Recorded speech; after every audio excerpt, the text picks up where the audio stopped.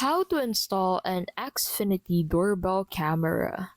So to get started, go ahead and prep your doorbell area. So confirm your existing doorbell works and is wired, not battery powered. Check the type of chime, such as mechanical or digital, and then turn off power at the breaker to avoid injury. Now, after that, you need to mount the doorbell. So use the included wall bracket and angled bracket if needed. Drill holes and insert wall anchors, and then attach the bracket securely using screws. After that, you need to go ahead and connect the wiring. So connect the wires from your old doorbell to the terminals on the Xfinity doorbell. Use the replacement terminal screw if needed and ensure the voltage is between 16 to 24 VAC. Now, after this, go ahead and power on and pair.